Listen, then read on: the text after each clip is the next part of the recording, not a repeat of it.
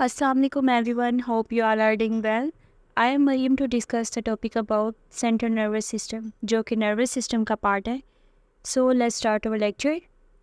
इस लेक्चर में मैं आपको ओवरव्यू दूंगी कि नर्वस सिस्टम क्या है और इसके कौन कौन से पार्ट हैं. सबसे पहले देख लेते हैं नर्वस सिस्टम क्या होता है. नर्वस सिस्टम एक ऐसा कॉम्प्लेक्स कॉम्बिनेशन कह सकते हैं of the cells that allows the organisms to gain information about what is going on inside and outside of the body and to respond appropriately. It allows to learn and to react. Nervous system consists of two parts, CNS and PNS. CNS means central nervous system जिसमें brain and spinal cord आ जाता है. Peripheral nervous system में somatic nervous system और autonomic nervous system आ जाते हैं. Somatic nervous system वो होते हैं जो कि हमारे इंसान के अपने कंट्रोल में होते हैं, लाइक वॉलेंट्री, इसको एक्शंस कह सकते हैं. ऑटोनॉमिक में इनवॉलेंट्री एक्शंस आ जाते हैं जो इंसान के अपने कंट्रोल में नहीं होते. तो चलते हैं अब अपने लेक्चर की तरफ. सबसे पहले आ जाता है सेंट्रल नर्वस सिस्टम जो कि ब्रेन और स्पाइनल कॉर्ड पर मुश्तमिल है. सेंट्रल नर्वस सिस्टम एक कंट्रोलर है या कंट्रोल सेंटर कह सकते हैं हम इसे, जो प्रोसेस करता है इंफॉर्मेशन को एंड कोऑर्डिनेट करता है रिस्पॉन्सेस को. It consist of brain and spinal cord जो मिलकर काम करते हैं टू रेगुलेट करते हैं everything from thought and movement to sensory perception and bodily functions. इसकी अब एनाटॉमी देख लेते हैं. Anatomy mean structure of the nervous system जो कि ब्रेन एंड स्पाइनल कॉर्ड जो है इन्वॉल्व है. अब ब्रेन क्या होता है? Brain is the most complex organ in the body जो रिस्पॉन्सिबल है हमारी कोग्निटिव फंक्शंस में, इमोशंस में एंड कंट्रोल करता है हमारी वॉलेंट्री मूवमेंट्स को, वो मूवमेंट्स जो इंसान के अपने कंट्रोल में हों, लाइक वॉकिंग, रनिंग, मूवमेंट, ये सब चीज़ें इसमें आ जाती हैं. अब जो ब्रेन है वो फर्दर आगे 3 पार्ट्स में डिवाइड हो गया है, fore brain, mid brain and hind brain. Brain खुद एक अलग टॉपिक है जिसमें इसके स्ट्रक्चर, फंक्शंस और डिफरेंट पार्ट्स शामिल हैं. सो इसको हम नेक्स्ट वीडियो में इन डेप्थ स्टडी करेंगे. नेक्स्ट हमारे पास आ जाता है स्पाइनल कॉर्ड. स्पाइनल कॉर्ड जो है बिल्कुल ब्रेन के एंडिंग पॉइंट से स्टार्ट होता है जो कि एक long chain cylindrical structure shape होता है that extend from the brain stem to the lower back carrying signals between the brain and the rest of the body. अब ये फर्दर ग्रे मैटर और वाइट मैटर से मिलके बना होता है. Centre area of the spinal cord is made up of dark grey matter जो butterfly shape होती है जिसको हम कहते हैं कि ये ग्रे मैटर है. While outside area is light होता है जो कि वाइट मैटर कहलाता है. हम ये भी कह सकते हैं कि जो another part of the nervous system consist of cell bodies and non myelinated sheet nerve fibres और ट्रैक्ट्स जो कि ग्रे मैटर कहलाता है, और वाइट मैटर जो है made up of myelinated nerve. So ये है nervous system, central nervous system की एनाटॉमी या इसको स्ट्रक्चर भी कह सकते हैं. नेक्स्ट आ जाता है फंक्शंस ऑफ द ब्रेन. अब ब्रेन कौन कौन से फंक्शन परफॉर्म करता है? Number 1, cognitive functions. कोग्निटिव हमारे इंटेलेक्चुअल एबिलिटी, अटेंशन, फोकस, ये सब चीज़ें इन्वॉल्व है. ये इनेबल करता है us to think, learn, remember and make decisions. The next second one is sensory perception. जो ब्रेन है वो रिसीव करता है इंफॉर्मेशन को और इंटरप्रेट करता है थ्रू सेंसरी इंफॉर्मेशन को थ्रू द सेंसेस के थ्रू. मीन्स कि जो भी हमारे इर्द गिर्द हो रहा है वर्ल्ड में, वो जो कुछ भी परसीव करता है उसको सेंस करना, देन उसको एनालाइज करता है, इंटरप्रेट करता है इन द ब्रेन में. The third one is motor control. Motor control में क्या आता है कि ये वॉलेंट्री मूवमेंट्स को कंट्रोल करता है जो मैं आपको बता चुकी हूँ, अलाउ करता है मूव करने में, हमारी बॉडीज़ को इंटरेक्ट करता है हमारे खुद को इन्वायरमेंट के साथ. The fourth one is emotional regulation. The brain plays a crucial role in regulating emotions. Influence करता है हमारे मूड को, फीलिंग्स को एंड बिहेवियर्स को. तो ये थे फंक्शन जो कि ब्रेन परफॉर्म करता है. Spinal cord and structure and function के बारे में देख लेते हैं. इसमें सबसे पहला आ जाता है ग्रे मैटर. ग्रे मैटर क्या करता है? कंटेन करता है नर्व सेल बॉडीज़ को एंड साइनेप्सिस को. मेन जो एक न्यूरॉन से दूसरे न्यूरॉन के दरमियान जो डिस्टेंस होता है उसे साइनेप्टिक क्लफ कहते हैं, जो ट्रांसफ़र करता है information from one neuron to another neuron. Then क्या करता है? प्रोसेस करता है इन्फॉर्मेशन को एंड कोऑर्डिनेट करता है रिस्पॉन्सेस को. नेक्स्ट आ जाता है white matter. White matter consist of myelinated axons जो कैरी करता है सिग्नल ब्रेन से रेस्ट ऑफ द बॉडी यानी बॉडी की तरफ. The next third one is spinal nerve. Spinal nerve emerge होता है स्पाइनल कॉर्ड से जो कैरी करता है सिग्नल्स को और उसको ट्रांसफ़र करता है overall parts of the body से ब्रेन तक। मीन्स जो वाइट मैटर का काम है वो मैसेज जो है वो कन्वे करता है ब्रेन से बॉडी की तरफ। स्पाइनल कॉर्ड जो है वो बॉडी से लेकर ब्रेन तक मैसेज को कन्वे करता है, सॉरी स्पाइनल नर्व्स जो हैं। नेक्स्ट हमारे पास आ जाता है peripheral nervous system. Peripheral nervous system जो है वो सोमैटिक और ऑटोनॉमिक नर्वस सिस्टम में डिवाइड है। सोमैटिक नर्वस सिस्टम जो है वो कंट्रोल करता है हमारी मूवमेंट्स को जो कि हमारे अपने कंट्रोल में होती हैं, like by carrying signals from the brain to skeletal muscles, means walking, running और जितनी भी मूवमेंट्स आ जाती हैं जो कि हम इजीली खुद कंट्रोल कर सकते हैं। The next one is autonomic nervous system. Autonomic nervous system क्या करता है, रेगुलेट करता है इनवॉलेंट्री बॉडीली फंक्शंस को, लाइक हार्ट बीट हो गई, ब्रीथिंग हो गई, डाइजेशन हो गया।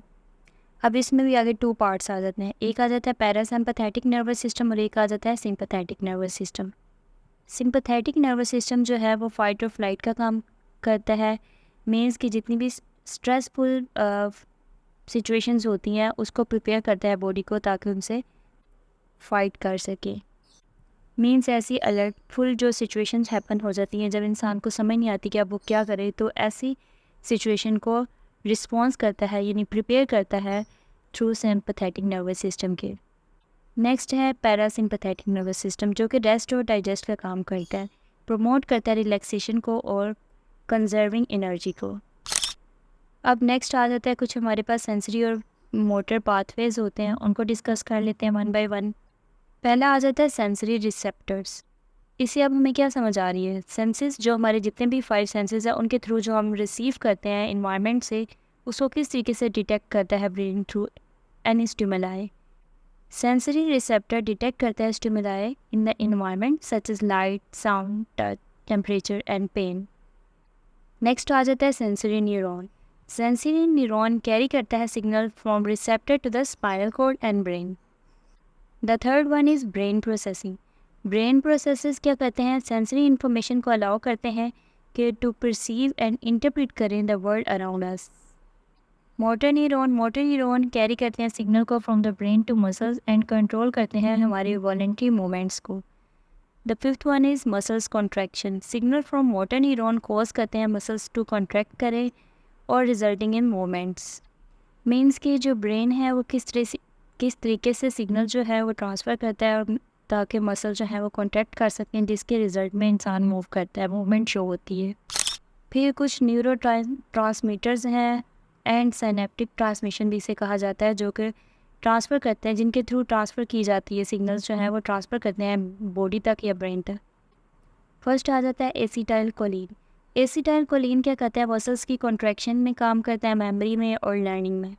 Next one is dopamine. Dopamine जो है वो एक हम happy moments, happy neuro transmitter है, लाइक मूड्स आ गए, प्लेजर, रिवार्ड, मोमेंट कंट्रोल। सिरोटानिन में मूड आ जाता है, स्लीप, एपेटाइट, डाइजेशन। नॉरएपिनेफ्रिन जो है वो अलर्टनेस का काम करता है, attention, arousal, stress response. Next आ जाता है गाबा। गाबा जो है ना इनहिबिशन का काम करता है, लाइक एंजाइटी रिडक्शन हो गया, स्लीप रेगुलेशन हो गया। The last one is glutamate. Glutamate जो है वो एक्साइटेटरी है। अच्छा, गाबा जो है वो इनहिबिटेटरी है और ग्लूटामेट जो है वो एक्साइटेटरी है जो कि लर्निंग और मेमोरी में काम करता है। अब इन दोनों में डिफरेंस देखना है, मेन डिफरेंस मैं आपको बताती हूँ।